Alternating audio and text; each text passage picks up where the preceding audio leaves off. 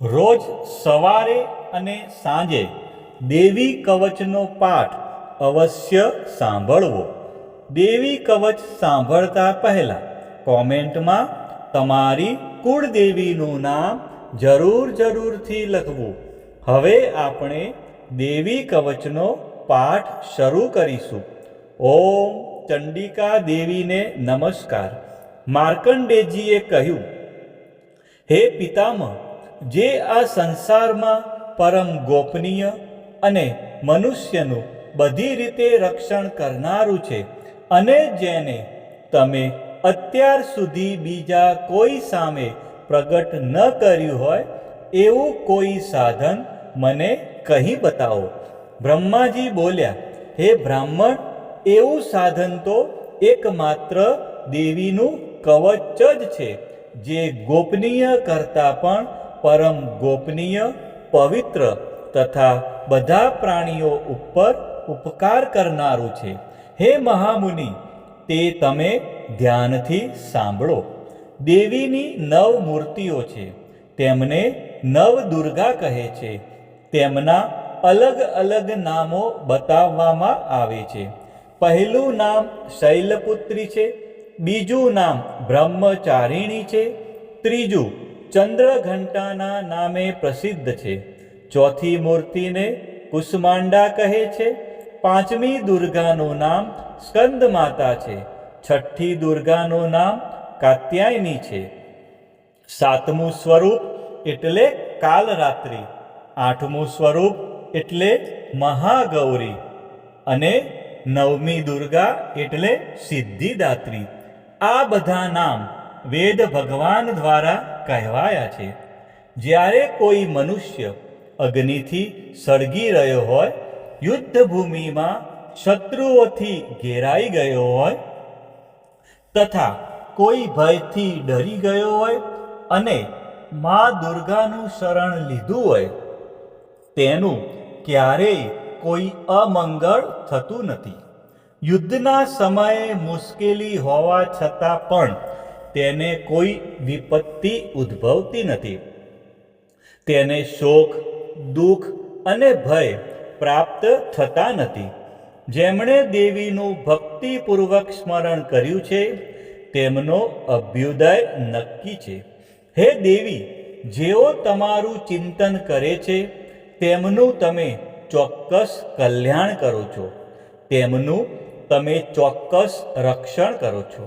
ચામુંડા દેવી પ્રેત ઉપર આરૂઢ થયેલા હોય છે અને વારાહી પાડા પર સવારી કરે છે. ઐન્દ્રીનું વાહન ઐરાવત હાથી છે. વૈષ્ણવી ગરુડ પર આવે છે અને માહેશ્વરી આખલા પર આરૂઢ થયેલા છે. કૌમારીનું વાહન મોર છે. વિષ્ણુ પ્રિય લક્ષ્મી કમળ પર વિરાજમાન છે અને તેમના હાથમાં લાલ કમળ છે. આખલા પર આરૂઢ થયેલ દેવી ઈશ્વરીએ શ્વેત વસ્ત્ર ધારણ કરી રાખ્યા છે. બ્રાહ્મી હંસ પર બેઠેલા છે અને બધા જ આભૂષણો ધારણ કર્યા છે.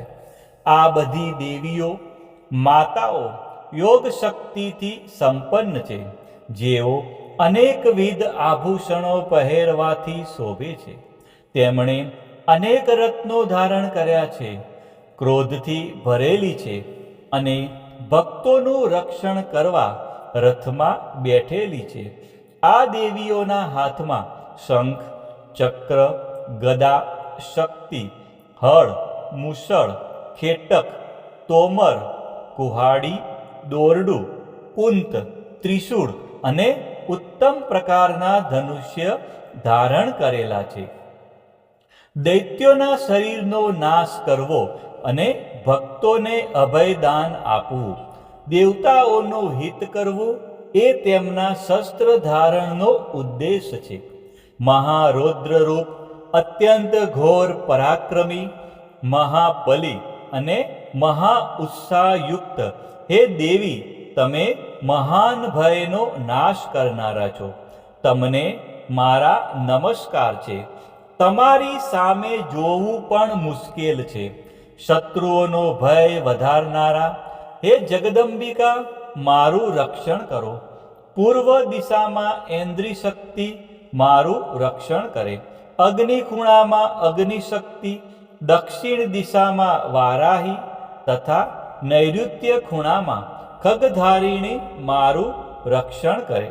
પશ્ચિમ દિશામાં વારુણી અને વાયવ્ય ખૂણામાં હરણ પર સવારી કરનારા દેવી મારું રક્ષણ કરે. ઉત્તર દિશામાં કુમારી અને ઈશાન ખૂણામાં શૂલધારિણી મારું રક્ષણ કરે.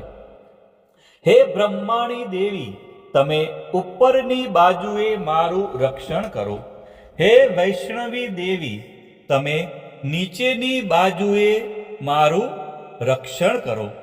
આ જ પ્રમાણે શબ જેનું વાહન છે તે ચામુંડા દેવી દસે દિશાઓમાં મારું રક્ષણ કરો. જયા આગળની બાજુએ અને વિજયા પાછળની બાજુએ રક્ષણ કરે. ડાબા ભાગે અજિતા દેવી, જમણા ભાગે અપરાજિતા દેવી મારું રક્ષણ કરે. ઉદ્યોતિની શિખાનું રક્ષણ કરે અને ઉમા દેવી મારા મસ્તક પર વિરાજિત થઈને મારું રક્ષણ કરે. માલાધરી દેવી મારા કપાળનું અને યશસ્વિની મારી ભમરોનું રક્ષણ કરે. ત્રિનેત્રા ભમરોના મધ્ય ભાગનું અને યમઘંટા દેવી નાસિકાઓનું રક્ષણ કરે. શંખિની દેવી બંને આંખોના મધ્ય ભાગનું રક્ષણ કરે અને દ્વારવાસીની કાનોનું રક્ષણ કરે. કાલિકા દેવી ગાલોનું તથા સાંકરી દેવી કાનોના મૂળ ભાગોની રક્ષા કરે. સુગંધા દેવી નાસિકાઓની અને ચર્ચિકા દેવી ઉપરના હોઠનું રક્ષણ કરે. અમૃતકલા નીચેના હોઠનું અને સરસ્વતી જીભનું રક્ષણ કરે. કૌમારી દેવી મારા દાંતોનું અને ચંડિકા દેવી કંઠ ભાગોનું રક્ષણ કરે. ચિત્રઘંટા દેવી ગળાની ઘંટિકાનું અને મહામાયા દેવી તાળવાનું રક્ષણ કરે. કામાક્ષી દેવી દાઢીનું અને સર્વમંગલા દેવી મારી વાણીનું રક્ષણ કરે. નીલગ્રીવા દેવી કંઠના બહારના ભાગનું અને અન્નનલિકાનું કૌબેરી દેવી રક્ષણ કરે. ખગીની દેવી બંને ખભાઓનું અને વ્રજધારિણી દેવી મારા બંને બાહુઓનું રક્ષણ કરે. દંડિની દેવી બંને હાથોનું અને અંબિકા દેવી આંગળીઓનું રક્ષણ કરે. સુલેશ્વરી નખોનું રક્ષણ કરે અને કુલેશ્વરી દેવી કુખ અને પેટનું રક્ષણ કરે. મહાદેવી બંને સ્તનોનું અને શોક વિનાશીની દેવી મનનું રક્ષણ કરે. લલિતા દેવી હૃદયનું અને શૂલધારિણી દેવી ઉદરનું રક્ષણ કરે. કામિની દેવી નાભીનું અને ગુહેશ્વરી દેવી ગુહ ભાગનું રક્ષણ કરે. પૂતના દેવી અને કામિકા દેવી લિંગનું અને પાડાને વાહન બનાવનાર દેવી ગુદાનું રક્ષણ કરે. ભગવતી દેવી કટી પ્રદેશનું અને ઘૂંટણોની રક્ષા વિંધ્યવાસીની દેવી કરે. સર્વ કામનાઓ પૂરી કરનારા દેવી જંઘાઓનું રક્ષણ કરે. નારસિંહી દેવી પિંડીઓનું રક્ષણ કરે. તૈજસી દેવી બંને પગોના પૃષ્ઠ ભાગનું રક્ષણ કરે. શ્રીદેવી પગોની આંગળીઓનું અને તલવાસીની દેવી પગના તળિયાનું રક્ષણ કરે. પોતાની વિકરાળ દાઢોથી ભયંકર દેખાતા કરાલી દેવી નખોનું અને ઉદ્ધવ કેશીની દેવી વાળનું રક્ષણ કરે.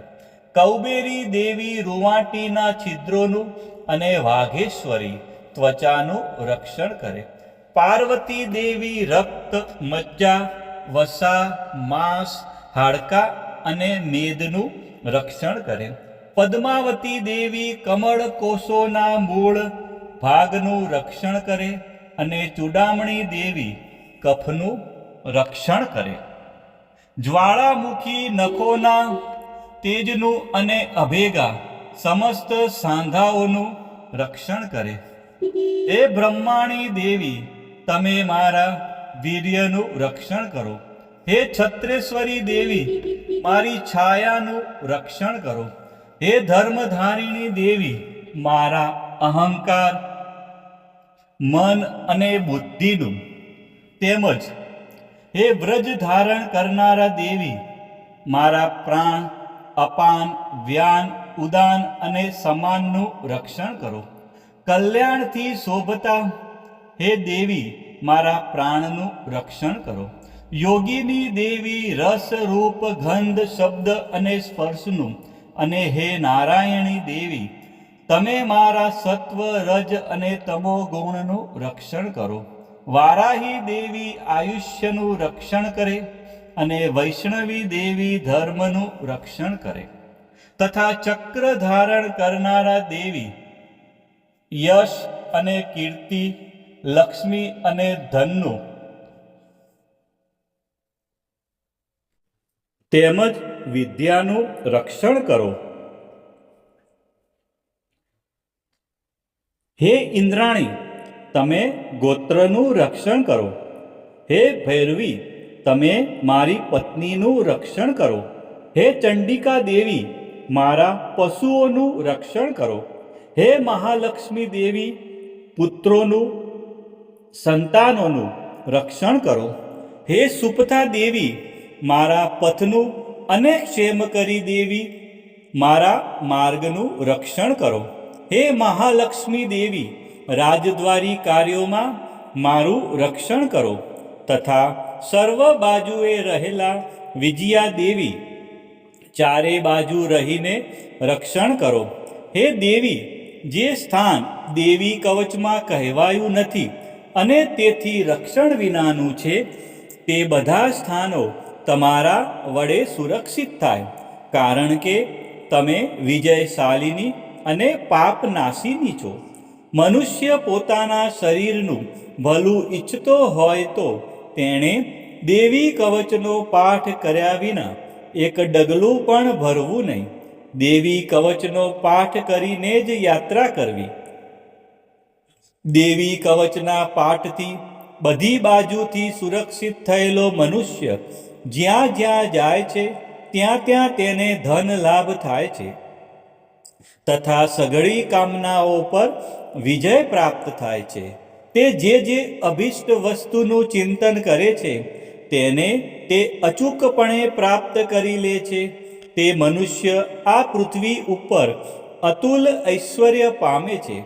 દેવી કવચથી રક્ષાયેલો મનુષ્ય નિર્ભય થઈ જાય છે. યુદ્ધમાં તેમનો પરાજય થતો નથી તથા તે ત્રણેય લોકમાં પૂજનીય બને છે. આ દેવી કવચ દેવતાઓને પણ દુર્લભ છે. જે આ દેવી કવચનો દરરોજ 3 સંધ્યાએ શ્રદ્ધાપૂર્વક પાઠ કરે છે તેની દૈવી કલા પ્રાપ્ત થાય છે તથા તે ત્રણેય લોકમાં પરાજિત થતો નથી. એટલું જ નહીં, તે અપમૃત્યુથી રહિત થઈને 100 કરતાં પણ વધુ વર્ષ જીવે છે. દેવી કવચ ધારણ કરનારા મનુષ્યની રાજા તરફથી સન્માન અને વૃદ્ધિ થાય છે. આ દેવી કવચ મનુષ્યના તેજની વૃદ્ધિ કરનારું અને ઉત્તમ છે.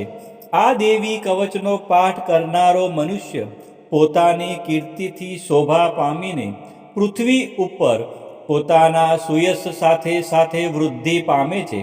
જે પહેલા દેવી કવચ કરીને સપ્તસતી ચંડી પાઠ કરે છે તેની જ્યાં સુધી વન પર્વત હોય ત્યાં સુધી તે આનંદથી યુક્ત આ પૃથ્વી ઉપર રહે છે.